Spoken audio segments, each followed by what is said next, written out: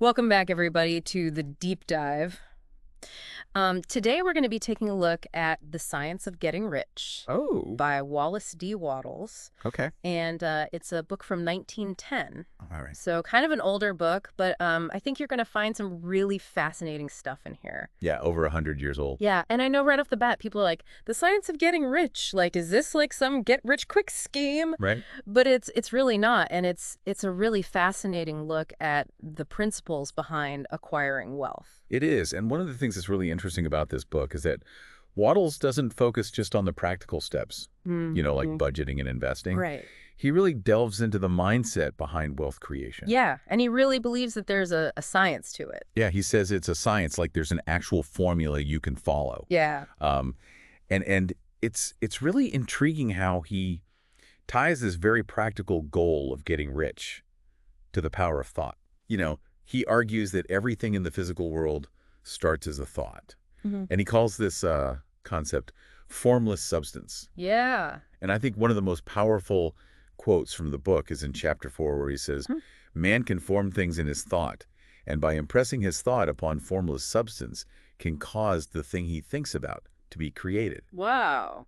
That's pretty profound. Yeah. So how does this idea of formless substance kind of fit in with like typical success advice? Are we talking about something spiritual here, or is there a way to kind of ground this in a more practical sense? Right, because typical advice, we've all heard it. It's about hard work, your skills networking. Right. But Wattles is saying there's this mental layer underneath all of that. Yeah. Are we just wishing for $1 million to appear, or is there something more to it?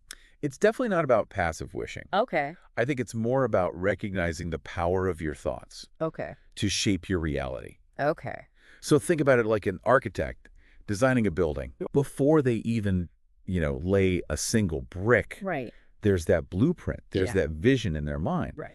Wattles is saying that same principle applies to achieving anything in life, including wealth. Right. So you're setting the stage mentally before you even start to take action in the real world. Exactly. And I think that's such a powerful concept. Now, another thing that Wattles really emphasizes, and this one kind of threw me off guard, Okay. is he talks a lot about gratitude. Hmm? And not just like gratitude is a nice thing to have.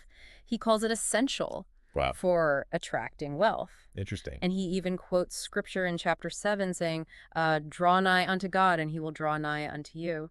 It just seems a little backwards. All right. Usually we're told to focus on what we're lacking, what we need to achieve. Yeah, that's definitely counterintuitive to the way a lot of us think. We're Right. conditioned to focus on what we don't have, Yeah.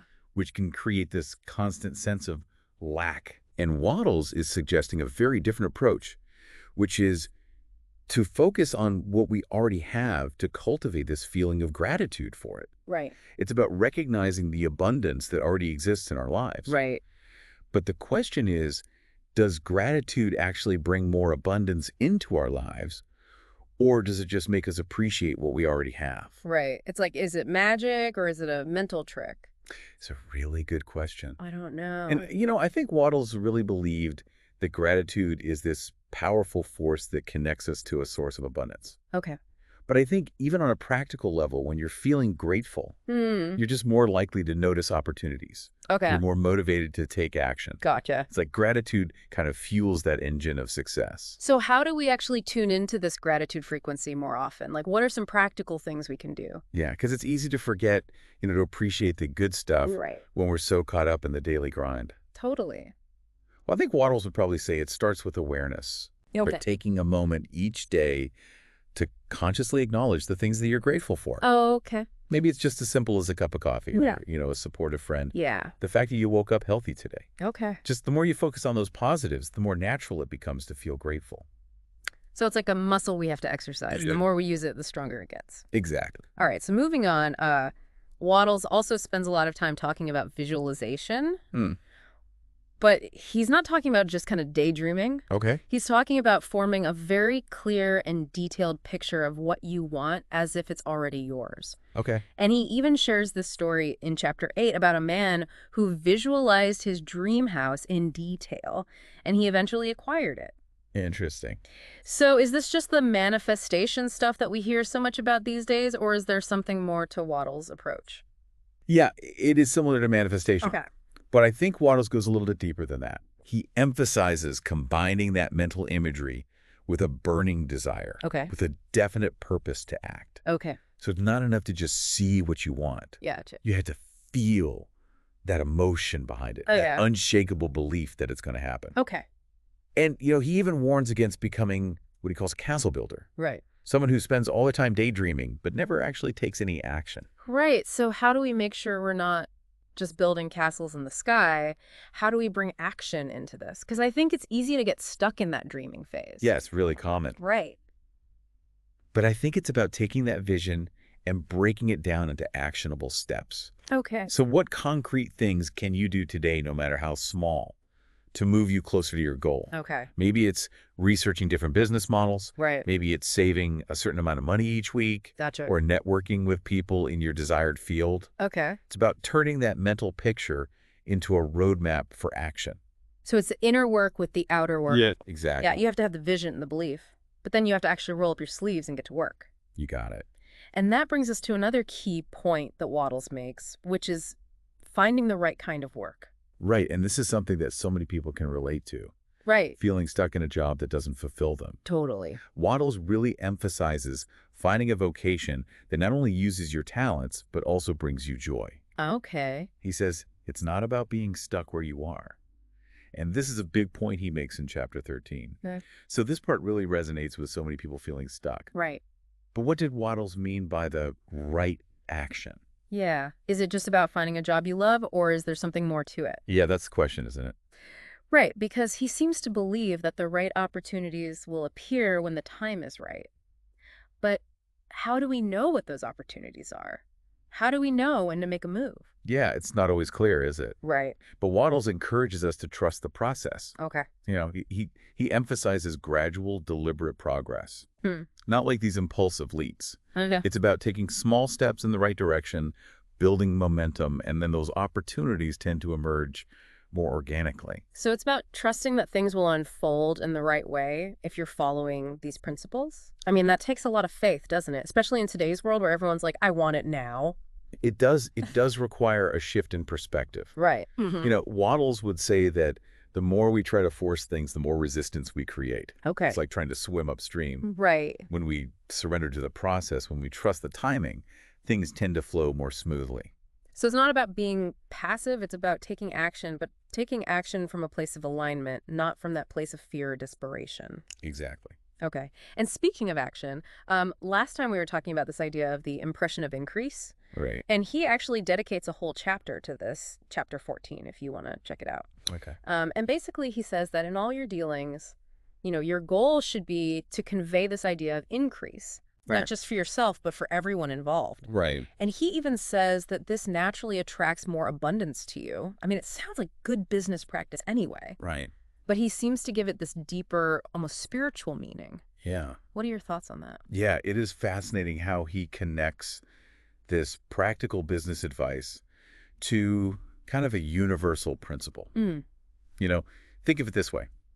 When you approach a situation with the intention of creating value for everyone involved, Mm-hmm. you're tapping into a more abundant mindset. Okay. You're not just looking out for yourself, you're thinking about the bigger picture. Right. And that energy, that generosity, it tends to ripple outward and attract more abundance back to you. So instead of approaching a negotiation as like a win-lose situation, you're looking for the win-win. Exactly. And that shifting perspective can make all the difference. Yeah, absolutely. Imagine you're negotiating a deal. Okay. How could you apply this Yeah. impression of increase? Yeah. Not just by getting the best price for yourself, Yeah. but by also leaving the other party feeling like they've gained something as well. Oh. Maybe it's through creative problem solving, Okay. offering additional value, Right. or just approaching the negotiation with a spirit of collaboration. So it's about making the pie bigger for everyone, not just fighting for the biggest slice. Exactly. Mm. And Wattles argues that this approach is not only more ethical, but it's actually more effective in attracting wealth and success. Mm. He believes it's a fundamental law of the universe. That's pretty powerful stuff. Yeah. How do we actually apply this impression of increase in our everyday lives? I mean, beyond just like business negotiations. Yeah, good question. Well, think about your interactions at work. Okay. Are you approaching your tasks just to fulfill your obligations? Right. Or are you looking for ways to add value to go above and beyond? Okay. Even in a seemingly mundane task, there's always room for creativity and innovation. So even if I'm just filing paperwork, there's still a way to kind of approach that with that mindset. Absolutely. Yeah. Maybe you could suggest a new system for organizing the files or Yeah. find ways to streamline communication. Gotcha. It's about looking for those opportunities to improve things, to contribute to the overall success of the team or the company. So it's not about doing more work. It's about approaching your work with that sense of purpose, that desire to make a positive contribution. Exactly. Yeah. And that applies to any job, any profession. Yeah. You could be a cashier, you could be a teacher, you could be an artist. You're right. There are always ways to add value to leave things better than you found them. And this principle extends beyond just the workplace too, right? Yes. Like we can apply this to our relationships with friends, with family, even with strangers. Yeah, it could be something as simple as offering a genuine compliment, lending a listening ear, Okay. doing a small act of kindness. Right? It's about approaching every interaction with the intention of adding value, of leaving the other person feeling uplifted and appreciated. It's like radiating that energy of abundance outward, and it attracts more abundance back to us. Exactly. Yeah. It's about creating this positive ripple effect in our own lives and in the world around us. Okay, so we've talked about mindset, gratitude, visualization, finding the right work, this impression of increase. But, we all know that fear and doubt can be major roadblocks. Oh, yeah, for sure. When it comes to achieving our goals, and Wattles acknowledges this, he says that these emotions are natural, Right. but he warns against giving them too much power. He even compares dwelling on negative emotions to sending out like a negative signal into the universe, It's interesting. repelling the very things that we desire. Mm. So how do we deal with these inevitable doubts and fears? Do we just try to ignore them? Well, Wattles suggests a two-pronged approach. Okay. First, he emphasizes cultivating a strong and unwavering faith in the principles that you're applying. So when doubt creeps in, remind yourself of the underlying truths that you've chosen to believe in. So it's like reinforcing our belief system, reminding ourselves that abundance is possible, that we're on the right path. Exactly. It's like giving yourself a pep talk Right. when those negative thoughts start creeping in. Okay, what's the second prong? The second prong is gratitude. Okay, we're back to gratitude. Back to gratitude. He suggests that whenever you feel that fear or doubt creeping in, shift your focus to gratitude. Okay. Think about all the good things you already have in your life. This helps to keep you connected to that source of abundance All right. and prevents those negative emotions from taking over. This makes so much sense because when you're feeling grateful, it's hard to dwell on the negative. Right. It's like gratitude is the antidote to fear. Yeah, that's a great way to put it. Yeah. And this ties back to what we discussed earlier about cultivating that attitude of abundance in every aspect of our lives. Right. But the more we focus on the good, the less power those negative emotions have over us. It's like we're building up this immunity to fear and doubt by strengthening that gratitude muscle. Exactly. Okay, I'm feeling pretty inspired by all of this, but I'm also wondering how we can keep this momentum going. How do we move from understanding these principles to actually putting them into practice in a sustainable way? That's a great question, and it's one that we'll explore in the final part of our deep dive. Okay, I can't wait. All right, so welcome back to the final part of our deep dive into the science of getting rich. We've covered so much ground already, from the power of thought to this idea of the impression of increase. But now I'm really curious, how do we take all this and actually make it work for us? How do we turn these principles into real, lasting results? Right. That's the question, isn't it? Yeah. And Wattles doesn't leave us hanging. He actually provides a framework for putting these ideas into action. Yeah. And it starts with that all-important mindset shift. Right, because it all starts in the mind, doesn't it? It does. He's really hammering home this idea that our thoughts create our reality. He's adamant about that. Yeah. And it's not just wishful thinking. He sees it as a fundamental principle. So the first step is becoming aware of your thoughts. What stories are you telling yourself about money, about success, about your own potential? It's like taking inventory of your mental landscape. Exactly. What kind of thoughts are running the show? Right. And once you're aware of those thoughts, you can start to consciously choose more empowering ones. Okay. So if you catch yourself thinking, I'll never be able to afford that, Right. try shifting it to, I'm open to new opportunities that will allow me to achieve my financial goals. That's much more expansive, isn't it? It is. It's like opening yourself up to possibility instead of shutting them down. Exactly. Yeah. It's about aligning your thoughts with what you want to create, Okay. not with what you fear or lack. All right, so we've kind of adjusted our mental compass. What's next? Well, Wattles talks a lot about the importance of having a clear vision. Okay. He encourages you to actually take some time to write down what you want to achieve. And not just in a vague way. Really paint a detailed picture as if you're already living that reality. So if I'm dreaming of starting my own business, I wouldn't just write down, I want to be an entrepreneur. Right. I would describe, my ideal workspace, the clients I work with, the feeling of freedom and fulfillment I experience. Exactly. The more specific and detailed your vision is, the more it becomes like a roadmap for your subconscious mind to follow. Hmm. It's like giving your inner GPS the exact coordinates of where you want to go. And of course, we can't forget about gratitude. Oh, absolutely. We got to keep that engine running. Gratitude is essential. It's not just a feel-good practice. It's a way to stay connected to that source of abundance. That's right. It's like keeping the channel open Okay. for good things to flow into your life. So we've got the right mindset, a crystal clear vision. We're practicing gratitude. It's time to take action. Right? Yeah, But he also cautions against rushing or forcing things. he does. He's Yeah. very clear about that. It's not about blindly chasing every opportunity that comes your way or burning yourself out trying to make things happen. So how do we know if we're taking inspired action or just like frantically paddling? How do we find that sweet spot? That's a good question. I think it comes down to trusting your intuition. Okay. Are you feeling energized and excited about the actions you're taking? Or are you feeling stressed and depleted? That's a good indicator of whether you're in alignment or not. So it's about listening to that inner voice, that gut feeling Exactly. that tells you whether you're on the right track or not. Yeah, and sometimes that means taking a step back, Okay. reevaluating your approach, making adjustments. Yeah. It's not about being perfect. It's about being willing to learn and grow along the way. That takes a lot of pressure off. It does. Because it's not about having all the answers, it's about being open to the journey. Right. And that brings us to another key point that Wattles makes, which is the importance of faith. Yes. He's a big believer in trusting a power greater than ourselves. Okay. And that doesn't necessarily have to mean a religious belief. It's more about recognizing that we don't have to figure everything out on our own. It's that sense of surrender we talked about earlier, Exactly. trusting that there's a bigger plan unfolding, even if we can't see the whole picture. And that surrender doesn't mean being passive. Mm-hmm. It's about aligning your actions with your faith, knowing that you're co-creating your reality with the support of something bigger than yourself. It's like being a surfer riding a wave. Ooh, I like that.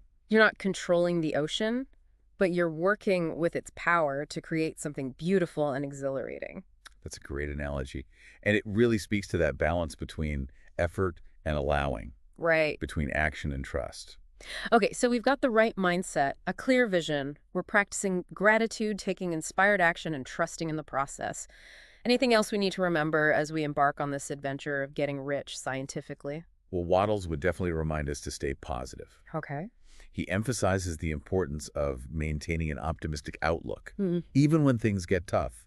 He even suggests surrounding yourself with positive influences, Okay. whether it's through books, music, or the people you spend time with. So curating your environment to support your growth and expansion. Exactly. It's like creating a fertile garden for your dreams to flourish. I love that. And remember, setbacks are inevitable. Everyone faces challenges on the road to success. Mm-hmm. The key is to view those setbacks as learning opportunities, Oh, to refine your approach and come back stronger. so developing that resilience, Yes, that ability to bounce back from adversity exactly. with even greater determination. You got it. Okay. And finally, Wattles reminds us that getting rich is not just about accumulating wealth for ourselves. Okay. It's about using that abundance to make a positive impact on the world. So giving back, sharing our prosperity with others, Exactly. using our resources to create a better future for everyone. That's the heart of it all. It's about recognizing that true wealth is about more than just money. It's about living a life of purpose, meaning, and contribution. Wow. What an incredible journey this has been. I feel like we've just scratched the surface of the science of getting rich. Right. But I'm walking away with a whole new perspective on wealth creation and a renewed sense of possibility. Me too. It's amazing how a book written over a century ago can still be so relevant and insightful for us today. So for our listeners out there who are feeling inspired to maybe delve deeper into Wattles' work, what would you recommend as a next step? Well, I would definitely encourage everyone to read the book, The Science of Getting Rich, in its entirety. Okay. It's a relatively short book, but it's packed with insights and practical guidance. Okay. And if you're looking for a community of like-minded individuals who are also exploring these ideas, there are many online forums and groups dedicated to discussing and applying Wattles principles. That's a great idea because it's always helpful to connect with others who are on a similar path. It is. And of course, you can always revisit this deep dive episode for a refresher. Absolutely. We've covered a lot of ground. We have. There's plenty to digest and contemplate. Well, on that note, we've reached the end of our deep dive into the science of getting rich. I hope you enjoyed the journey as much as we have. I did. Remember, these principles are not just about money. They're about living a more abundant and fulfilling life. In all areas. In all areas. Exactly. So keep exploring, keep growing, and keep believing in the power of your own potential. That's it. Thank you for joining us on this deep dive. Until next time, keep those thoughts positive, those visions clear, and those actions inspired.